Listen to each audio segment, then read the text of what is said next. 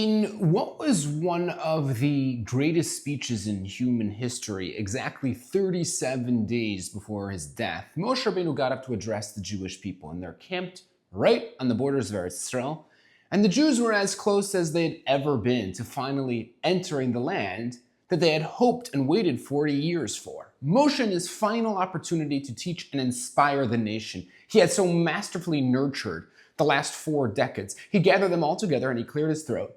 And he addressed the entire people, and the people leaned in and they were eager to hear what his parting words would be. Now, Moshe's first choice of topic seems a bit strange. The very first thing that he spoke about was seemingly only applicable to less than 1% of the population. He began discussing laws regarding judges and leaders being fair and honest. He got up and said that leaders, wise and discerning, should lead you with impartiality and righteousness. That was the very first thing Moshe started with. And the question is, why is that? Granted, proper leadership is an important topic. But is it more important than, reminding us of the dangers of assimilation into the Canaanite culture? Is it more important than the reminder to focus on spiritual pursuits like building a Beis HaMikdash? Or to prevent the material aspect of the land from taking dominance? Is it more important than reminding us not to forget about Hashem as we settle into the land? Why was the reiteration of the importance of balanced and fair leadership and judgment the absolute first thing that Moshe imparted in his farewell speech? And we find a similar occurrence in the beginning of Pirkei Avos. Pirkei Avos, the authoritative guidebook to the morals and the ideals of a Torah life, does not begin with concepts like loving Hashem or kindness or the importance of tefillah. The very first thing, not the second, not the third, the very first thing Pirkei Avos starts with is the importance of judges being patient and balanced while adjudicating judgment. Have mesunim badin. It calls for the leaders of Klal Yisrael to think through their decisions well before making them. Why is that? Of all things, what the official book of our morals and our ideals begins with, it begins with that? Aren't there other ideas that seem far more foundational? How about start with saying every Yid has a mitzvah to constantly fear and love Hashem? Or how about start with the importance of chesed or tefillah or limud Torah? Why is it that we address the judges and leaders first? So let's take a step back for a moment. Let me ask you a simple question.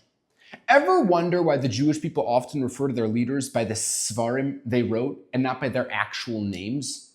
If you would have gone back in the day to visit the Ger Rebbe, Rabbi Yehuda Aryeh Leib Alter, you wouldn't tell the wagon driver to take you to the house of Rabbi Alter. You would tell him to bring you to the Sfas Emes. Or when we talk about Reb Avram Yeshaya Karelitz or Rav Moshe Sofer, we call them the Chazon Ish and the Chassam Sofer. We say stories about the Pnei Yeshua and the Noda B'Yehuda. We read about the passion of the Noam Elimelech and the Kedushas Levi. Isn't that strange? Why don't we refer to them by their actual name? No other group in society does this. Nobody refers to Leo Tolstoy as Mr. War and Peace. Or if someone would meet J.K. Rowling on the street, they wouldn't run home and tell their friends that they saw Mrs. Harry Potter. So why do we do that with our leaders? I believe the answer is the following. I was once giving a class to a group of college kids in Highland Park, New Jersey, and I asked them the following question. If you were to walk into a bar and see your chemistry teacher from college just completely drunk and in a fist fight with someone, would you have any less respect for the material he teaches you the next day in class? And they all replied in the negative. They wouldn't really respect the material he teaches them the next day any less. Then I asked them, if they were to walk into a bar and see their rabbi drunk and in a fist fight with someone, would they respect the rabbi's Torah class any less? And they all answered yes. And what's the difference between those two scenarios? The answer is that Torah is unlike any other subject in the world. Torah is transformative knowledge. It is knowledge and wisdom that is supposed to transform and uplift its learners and teachers. Even parts of Torah that are technical and procedural, like the halachas of farming or the makeup of a cow's esophagus, all have spiritual sparks embedded in them, which should elevate the learner to moral and ethical heights. So it stands to reason that a teacher of Torah who did not become elevated by what he is teaching is likely an unqualified teacher. The Torah's intrinsic holiness buried deep within it is meant to utterly transform and elevate those that allow their souls to tap into it. Therefore, our Torah leaders, people who devoted their entire lives to the holy books of Torah they authored, have become completely transformed and elevated by the svarim that they wrote. Therefore, the very name of their sefer, of their book, becomes synonymous with the name of the author, for it is, to a certain degree, the name of his soul. It's, to a certain extent, made him who he is, and it is a man completely transformed by the Torah. A Jewish king, or shayfet, or leader, does far more than merely ensure that the general populace maintains peace and that no one riots and they ensure law and order. A Jewish Torah leader elevates the entire Jewish nation by elevating himself. We look to our leaders as our connectors to Hashem's Torah and ideals. And therefore, if they are not balanced and righteous, they not only render the Torah into a mere subject, they threaten to derail the entire Jewish people. They guide us and prod us and show us the right way of life. If they don't live a life of fairness and humility, then the general population will follow suit shortly after. When Moshe looked at the Jews poised and ready to enter the land of Eretz Yisrael, he knew all too well that if the leaders they would follow would be morally corrupt and unholy, the very bedrock of the nation would crumble. In order for the nation to flourish spiritually in the land of Eretz Yisrael, first and foremost, the most important thing was for the judges and the leaders and the teachers to be kind and patient and balanced and fair. No matter how concretized a society seems, if the leaders on top are haughty and dishonest and corrupt, that society will crumble almost 100% of the time. A clear example of this is ancient Rome. Ancient Rome was far more sophisticated than virtually any society that preceded it, and more sophisticated than almost any society that came after it for close to 1,000 years. They had a formal government with a congress and elections. They had complex aqueducts and running water and sewer systems. They had an army that conquered the entire known world. So what went wrong? How did such a thing disintegrate? What caused the ruin of Rome? The answer is good old-fashioned greed. When the great Diocletian died, a fight broke out amongst his successors, and before long, the lack of peace amongst the leaders drove the Roman Empire, perhaps the most complex and accomplished world empire in all of human history, to an end. Because if there is corruption and haughtiness at the top, there is very little hope for the bottom. That being said, there is still a puzzling point. If Moshe was calling attention to the importance of quality leadership, why did he address the entire people as a whole? Why not address just the leaders and future leaders? Perhaps the answer is that there is no one in the entirety of the Jewish people who is not, at least on a small level, a leader. Some people lead cities, some people lead communities, some people lead schools, and other people lead sisterhoods. Some people lead organizations, and some people lead households. It makes no difference if you're in a high-ranking position or not. We all lead our own personal lives, and leading a Torah lifestyle is completely incompatible with haughtiness and selfishness and unrighteousness. Leadership of any level requires humility and compassion and a heaping dose of selflessness. The moment we stepped foot into Eretz Yisrael, we experienced a transformation from being sheep in Hashem's flock to becoming leaders fighting battles and leaders building cities and leaders founding diverse communities and leaders building families. In his address to the Jewish people, Moshe pleaded with us to lead with balance and integrity, to be exemplary, and to recognize that our congregants and our students and our children look up to us. If we're selfish and dishonest, what hope is there for them? Each and every one of us is tasked with leading our precious children and implanting in them the Torah and what it stands for. The very first mitzvah in the entire Torah is Peru Revu. It's not a mitzvah merely to have children and then drop them off somewhere and hope that they make it in life. There are two distinct commandments. There's Peru and then there's Revu. The word Peru comes from the word pri, just like fruit.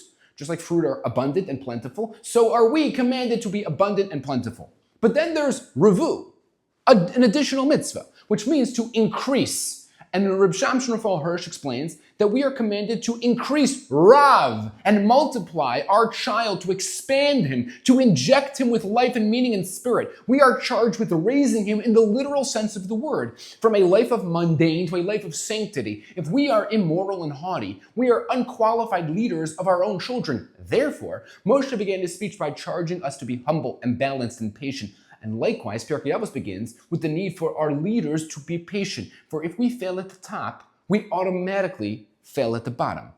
One does not need to look very far to find individuals who led the world, be it politically or culturally, who proved to be some of the lowest human beings on earth. Some of the world's most famous philosophers and novelists and essayists and thinkers and writers and kings and emperors scraped the bottom of the human society barrel. Even religious institutions like the churches and the mosques were plagued for centuries with abuse and corruption and even outright moral decay. The most popular people on earth, the rock stars, the actors, the sports players, whom billions and billions of people idolize and look up to, are often extremely subpar humans at best and outright disgusting at worst. They are often caught in horrific scandals and bounce in and out of jail. These are the decadent individuals who adorn the posters on the walls of kids and teenagers around the world. These are the people that hundreds of billions of kids aspire to be like.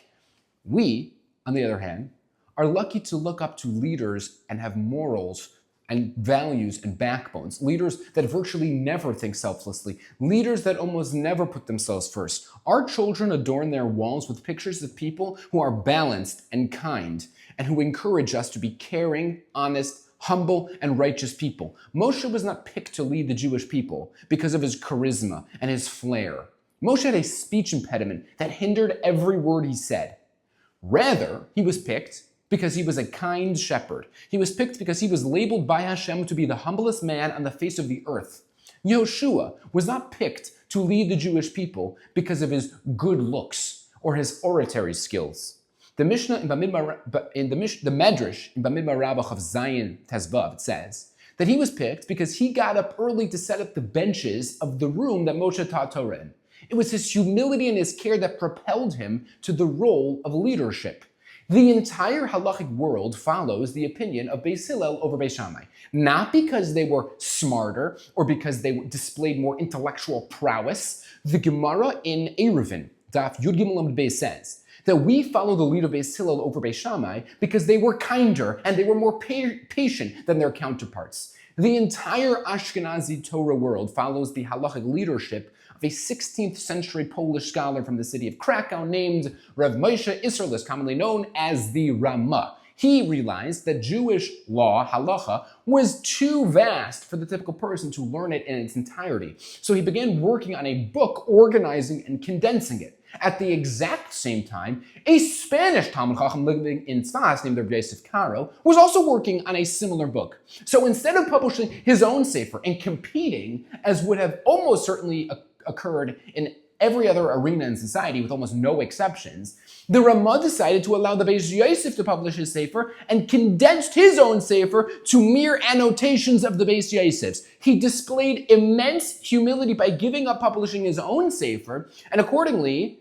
the name he chose to call his annotations summed up his tremendous midah best.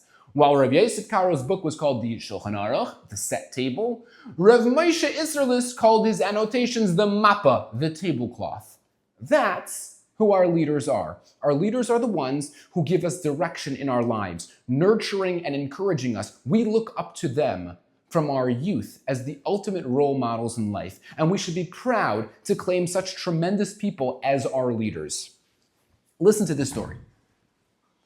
My family had a neighbor in Rochester named Gordon Letterman who tragically died young of cancer, and he was a brilliant guy. He excelled in his studies, and he eventually got into Harvard University. He was one of the only Orthodox Jews on campus at the time, and he knew that he was different.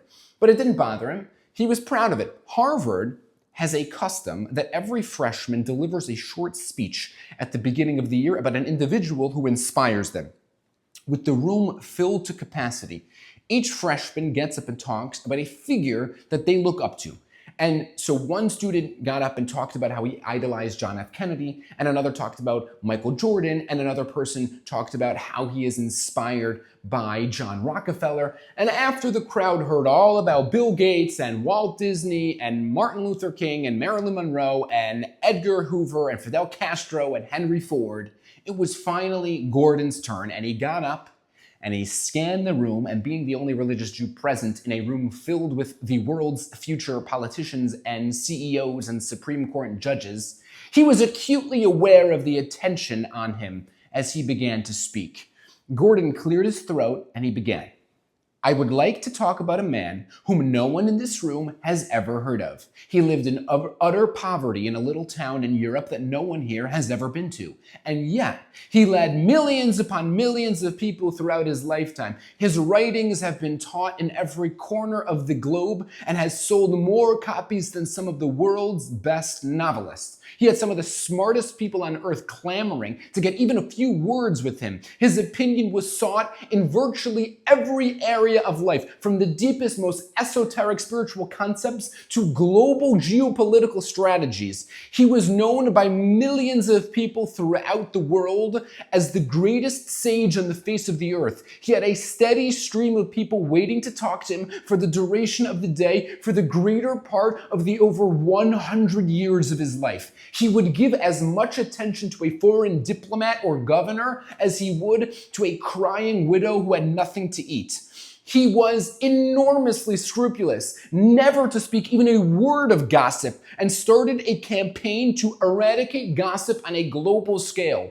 He humbly led millions of people in the proper path in life, leading by example. He was the very definition of kindness, loving, and caring. Despite having millions of people looking up to him as their leader, he lived in a one-room house with a dirt floor. Despite advising and guiding some of the wealthiest people on earth, he could almost count his worldly possessions on both hands. This man was quite possibly the most selfless and humble man on the planet. This man, who you've never heard of, was referred to as the Chafetz Chaim, the global leader of the Jewish people, and he is my inspiration. And with that, Gordon looked at the stunned audience, frozen in silence, and returned to his seat.